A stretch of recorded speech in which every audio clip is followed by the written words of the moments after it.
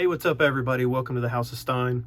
I'm going to do the top 5 underrated Darwyn Cooke covers.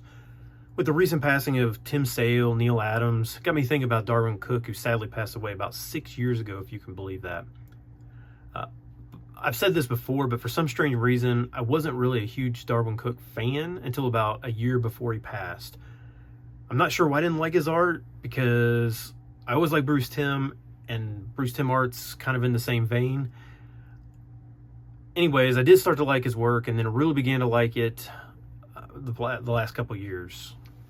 Everybody knows his work on Starfire number 3. If you don't know Starfire number 3 variant, you're totally missing out. There's some really good looking Darwyn Cooke covers out there. Hopefully this video will help you find some of those and point you in the right direction to getting some different new stuff for your collection.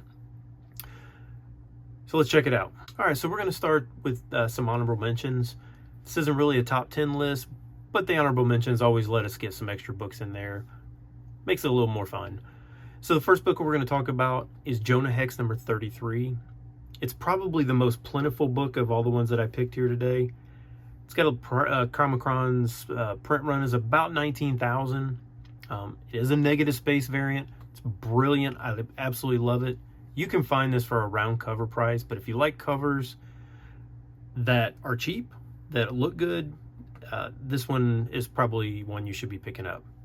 The next book is DC The New Frontier. It's a graphic novel number 1. It's an incredible story. If you haven't read the story, definitely take time to read the story.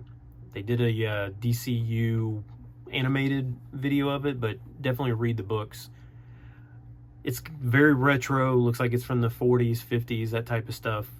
You can still get this one for a round cover price, which I think is around $20 to $25.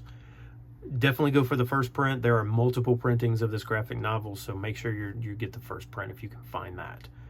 And lastly, on the honorable mentions is Die Kitty Die number 1. As you can see here, I've actually got 2 copies of that. It's a 1 in 25.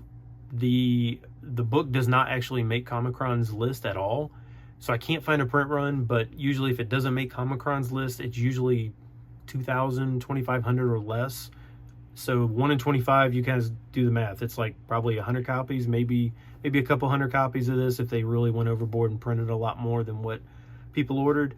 Pretty tough book to find. I've been looking for it for years. I've only found 2 copies, and these are the 2 copies that I have. Absolutely love the cover, but yeah. So this is definitely one you don't find very often. Okay, so let's just get into the top 5 that I've got here. At number 5, we got He-Man The Eternity War, number 1, the Cooke variant. This looks similar to this Wonder Woman. It was in that month or 2 months when DC was basically had Darwyn do a cover for every single title that they had. Doesn't really get much love because it's not an incentive. It is an awesome looking Skeletor, He-Man, She-Ra cover. The print run on the whole run was about 19,000. So the Darwyn, since it was like a B cover or C cover or something like that, probably around 5,000 or so, maybe less, but you can pick that one up for less than 10 bucks. It's definitely one that I would be looking for. At number 4, we've got Justice League Adventures number 7, the Midway variant. I didn't know that there was this book even existed, but it's it's valued at $6 on comicbookrealm.com, which, you know, that's pretty impossible to gauge a price on this just because there really are none for sale. It did come out in 2002. It's tough to figure out how it was distributed. It is a Midway. Midway they picked up the rights to Justice League and Justice for All game on Game Boy Advance. So it probably was distributed, something to do with that. Maybe given to retailers as a, hey, here, you know, take this book, promote your game, whatever. There's no way it could have been inside the game because the Game Boy Advance games were way too small for that. So if anybody has any ideas about how this one was actually distributed, definitely make a comment down below and let everybody know, because I really have no idea. At number 3, I've got Spirit number 1, the second print. About 2,300 copies per Chronicron. It's an alternate cover than the first print. It looks like it's from The Usual Suspects. If you live in the UK, you can pick this one up for around $5 in the UK. Here, Basically, we're just kind of going back issue bins because it's not really for sale here in America on eBay or anything like that. So check your back bins. Spirit #1, second print. You'll definitely like this cover. At number 2, I've got Lorna Relic Wrangler #1. I have no idea what this book is. Could not find it on Comicron. It came out in March 2011. The story looks like it's Tomb Raider, Indiana Jones type adventure series, something like that.